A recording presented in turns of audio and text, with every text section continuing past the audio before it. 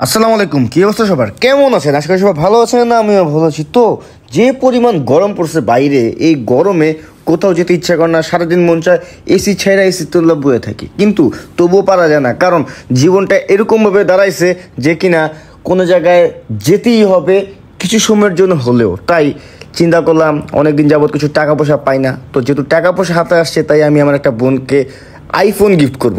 তো আমার বাজেট তত অনুযায়ী তাকে আমি গিফট করবো। কেউ ভাইবেন না আবার আইফোন 16, 15, তো যাই হোক 17, 18, 19, 20 গিফট করতেছি। তো যাই হোক, আমার বাজেট সীমিত অনুসারে তাকে গিফট করবো। আবার কেউ ভাইবেন না যে তার টাকা সে কিনা আমি বলতেছি যে আমি নিজে কিনছি, কিন্তু এই বিল্ডিংটার সামনে আইসা মনে হতেছে যে আমি দুবাই আছি। কারণ এই বিল্ডিংটা দেখতে যে পরিমাণ জোস, আমার মনে হতেছে আমি দুবাইয়ের সামনে আছি। তারপরে চলে যাচ্ছি হচ্ছে বসুন্ধরা সিটি। আর বসুন্ধরা সিটিতে যাওয়ার সময় সোনারগাঁ হোটেলের সামনে যে পরিমাণ ট্রাফিক ফেস করতে হয়, সেটা যে পরিমাণ খারাপ লাগে সেটা বলে বুঝায়ে পারবো না। তারপরে আমরা কোনোরকমভাবে চলে গেলাম এবং চলে যাওয়ার পরে বাইকটা পার্কিং করে তাড়াহুড়ো করে যেতে হবে, কারণ আমি আমার ওয়াইফ অলরেডি বাইকে আসি এবং সেই সাথে আরও যারা আছে যে তারা দুজন আসছে এবং তাদেরকে আমি দেখাবো না। এবং আমার এক্সপিরিয়েন্স খুবই কম যে কিনা ইউজড ফোন কীরকম থাকে, কেমন থাকে, রিফাবলিশ থাকে কিনা। বাট বসুন্ধরা সিটি আসার পর এই জিনিসটা যদি না করি তাহলে তো ব্যাপারটা জমে না। তাই এই সুন্দর একটা ভিউ যদি না নেই তাহলে তো আমার ব্লগটা সুন্দর হবেই না। আর যারা অনেকে তো আসেই, যারা কিনা নাচা আজেরা থাকে, কাজ কাম থাকে না, তাদের উদ্দেশ্য তো কিছু নাই বলি।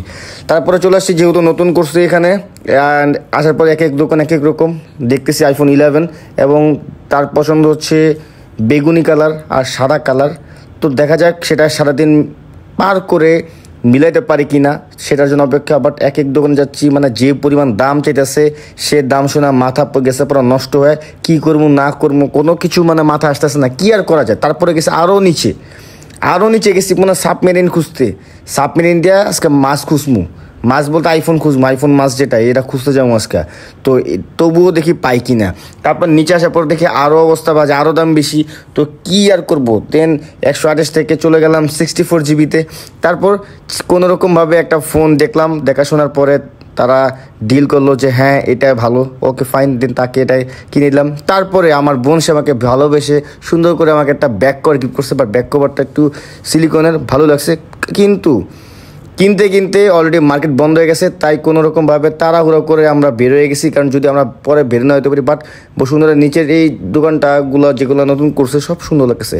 তারপরে চলে যাব কিছু খাওয়া দাওয়া করতে, কারণ যে ফোন কিনে দিছি যাকে, সে আমাদের সবাইকে ট্রিট, কিন্তু ট্রিট দিতে এসে দেখি কিছু ছেলে পেলে আমার বাইকের পুরো ফ্যান হয়ে গেছে। তারা দেখতেছে যে ও মাই গড, এত সুন্দর বাইক কই থেকে পেলাম। কিছু মানুষের ড্রিম বলে কথা, সবার ভাগ্যে সবার নসিব তো আর এক থাকে না, যার কারণে সবাই সব কিছু থেকে বঞ্চিত থাকে, এটাই স্বাভাবিক। আমিও অনেক কিছু তো বঞ্চিত আছি। তো যদি আজকে ভিডিওটি ভালো লাগে লাইক করবেন, বিশেষ করে কমেন্টস করবেন, বিশেষ করে শেয়ার করবেন।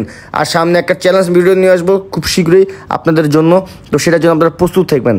দেখাবে পরবর্তী ব্লগে। সবাই ভালো থাকবেন, সুস্থ থাকবেন, আল্লাহ হাফেজ। আর এই গরমে বসে বসে বেশি করে জুস খাবেন। ওকে।